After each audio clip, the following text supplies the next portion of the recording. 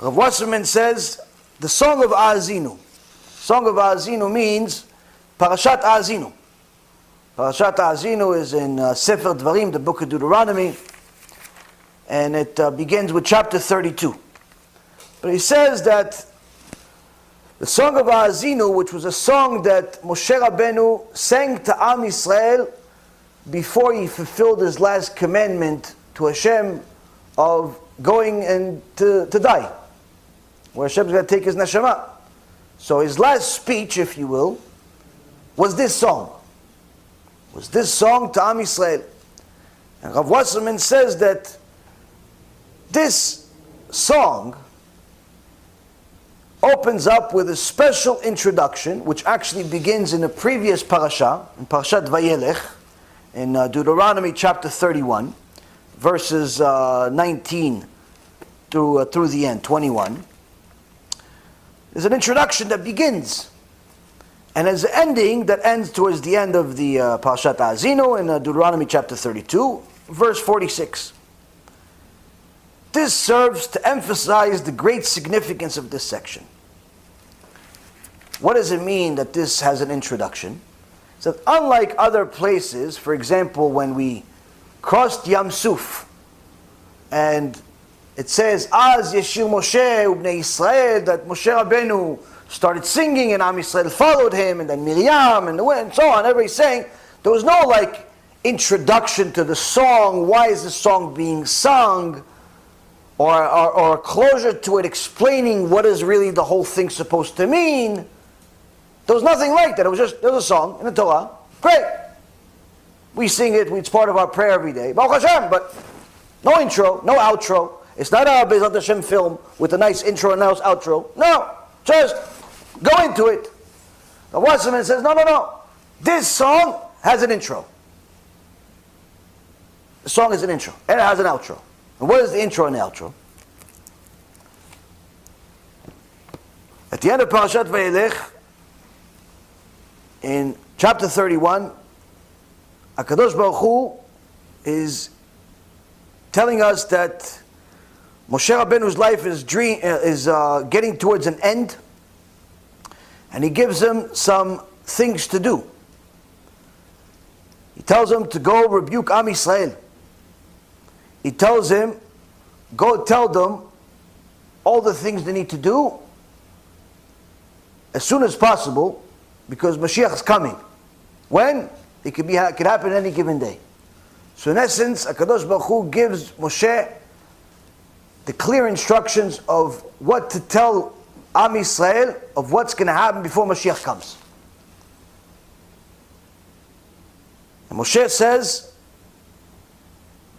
ואמר ביום ההוא, לא על כי אין אלוהי בקרבי ומצאוני הרעות האלה, ואנוכי אסתיר פניי ביום ההוא. That if we don't follow what Hashem says that you should let them know that my anger will flare up against them on that day, and I will forsake them, and I will conceal my face. Astir panai. This perhaps is the scariest verse in the entire Torah, because this is in essence what happened during the Holocaust, the destruction of the Beit HaMikdash, the first one, the second one, and people that deal with Torah codes find many, many interesting things in this verse, referring to the Holocaust. You also see in this verse that this is one of the proofs that Megillah Esther is indeed divine, because the Gemara says, where is Esther in the Torah? It says it's in this verse, Va'aster astir panai. That Aster astir, it's also Esther, if you change the Nikud. But the Chachamim knew that there's a lot more than just a similar name. And using Torah codes, they saw that if you start at the beginning of the verse and you start with the letter Aleph, Ve'anochi, starts with Vav and the second letter is Aleph, and then you count 12,196 letters. and you get to the Samich, and 12,196 letters, you get to the Taf, 12,196 letters, you get to the Rish, spelling the name Esther. Now anyone that's familiar with Torah codes knows that this is unusual, because for anything to be considered a valid, divine Torah code, typically it's much smaller skips between the letters to make up the words. So you see, it's by design. Because if you count 12,000, 50,000, 100,000, I mean, you can make up practically any word, it seems like. So usually when you see Torah codes, it's usually 7, 10, 20, 50 letters, not much more. But here, we're saying, no, it's 12,196, and we're proud of it. This is, in my opinion, probably the best code that I know of. I'm sure there's many other ones, and I know of other ones, but this one is unbelievable. I know that my wife's favorite is a different one. This one, my favorite. This one and the one with Mordechai, because they're both the same thing, both 12,196 skips. What's so significant about this number? Megillat Esther, you go home, count the letters yourself. How many letters from the beginning of Megillat Esther to the end? 12,196.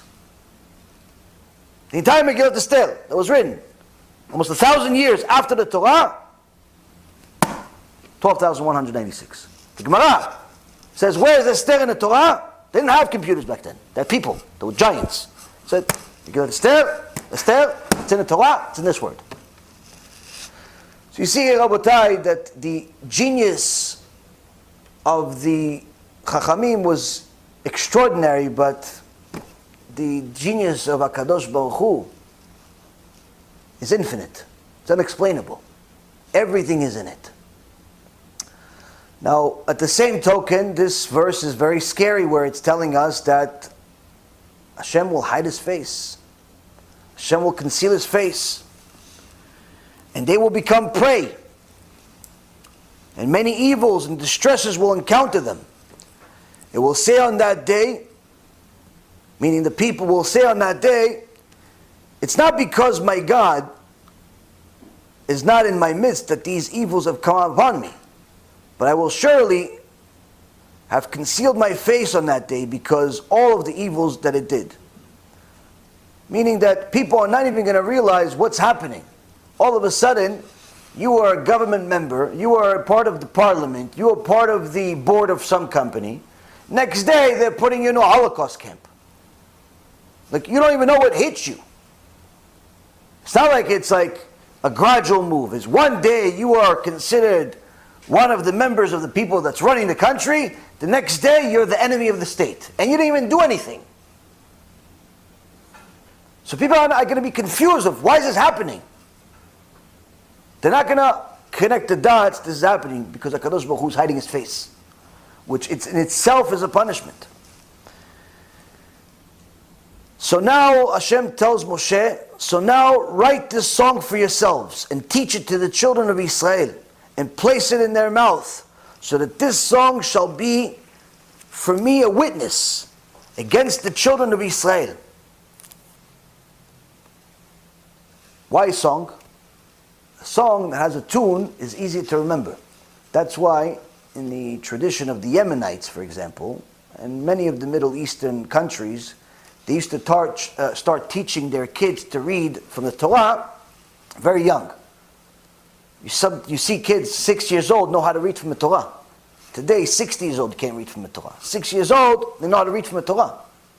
Unbelievable. Many of them, already by the time they are in second, third grade, they can remember half or even the entire Chumash by heart. Unbelievable. How so? The method was, teach him the tune. Teach him the tune of not only to read the Torah, knowing how to read, but to teach him the Torah as a tune, because that makes it easier to remember. So Moshe Rabbeinu is told by HaKadosh Baruch Hu, this song, this is not just a song. This is an instruction of what's going to happen if Am Yisrael goes against me, what's going to happen before Mashiach comes, but teach it to them as a song. Why? So they remember this forever. And they have an easier time teaching this to their kids, because many times you tell people things in the Torah, like, wow, it's I've been religious my whole life, but I never heard this before. But if you ask him, okay, you pray on Shabbat? Yeah. You know the songs on Shabbat? Shalom Aleichem. You know that song? Yeah. How come you know that song? I don't know. You sing it every day? No, but I know the song. I still once a week. I remember by heart. The song is easy to remember. So, Parashat Azinu, song. What kind of song? What a song. It's not a happy song. At least not in the beginning. Azinu hashamayim v'adabera v'tishma haaretz imre pi. Moshe Rabbeinu says, give ear, O heavens, and I will speak, and may the earth hear the words of my mouth. He tells Am Yisrael, heaven and earth has to be my witness. Why? Because you may not live to see this. But the heaven and the earth will. And they will be my witnesses. If there's ever a time that Bnei Yisrael, that Am Yisrael says, no, I didn't accept the covenant, I didn't accept the Torah. It's not my fault I was born Jewish. It's not my fault that God created me. Heaven and earth is my witness that you, all of you, did accept it. And every single person that will ever live after this is one of you. Reincarnation.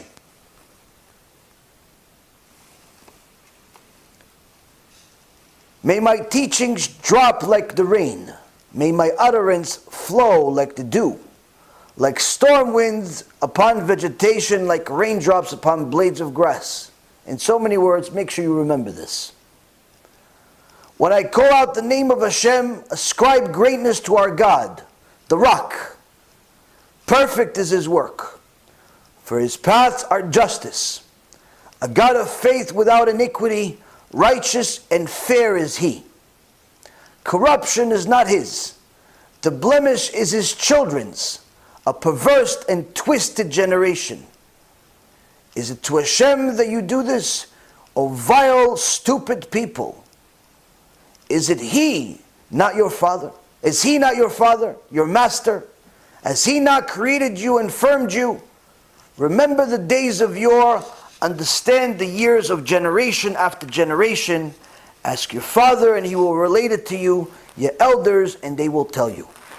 So already, Moshe Rabbeinu, introduction to the song. Pach! Stupid people! You're going to make sins against Hashem? Are you out of your mind? Don't you realize He's your master? Not only your father? Like the fake rabbi said, no, but He's my father, so He always loves me. Yeah, He loves me, but I'll punish you too. He's your master too. He's the king too.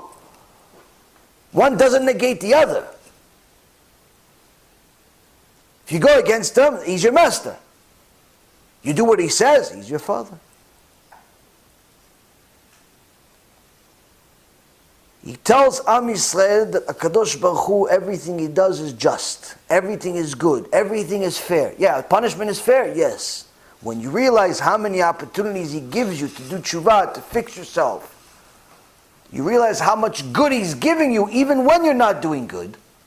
When you see the whole picture, you realize it's fair.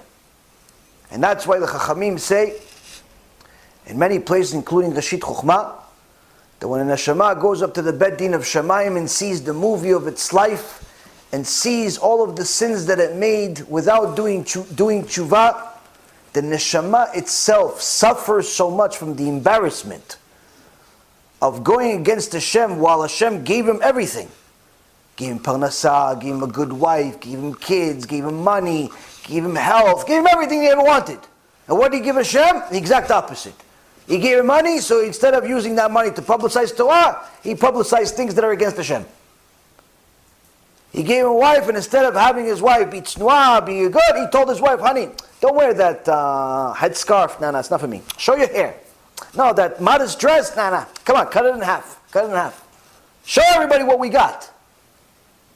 Instead of having kids to send them to Talmud Torah, he says, no, kids, why are you going to spend $2,000-$3,000 a month on going to learn? No, go to public school. We'll spend $2,000 a month on toys, on PlayStation. I'll get you a nice car, kid. I'll get you a nice Beamer, 17th birthday. He gave you money and you used it against him. When a person goes up to Shamayim and sees what his actions were in comparison to what Hashem's actions were, he suffers so much that the neshama starts crying to HaKadosh Baruch Hu, begging him, please put me in Gehenom. You are just. Now, and surely the neshama knows what Gehenom is. There's no more questions. It doesn't think it's just a place where it's a 12 months maximum sentence. It doesn't think that. Why? Because when you see the full picture, you understand that you made a very, very big mistake. Now, Moshe Rabbeinu starts the song and he tells us this is what you have to remember for eternity. Forever you have to learn this. Why? If you live at the generation of Mashiach, as we all are, Baruch Hashem, you're going to have to know the song. You're going to have to know the song.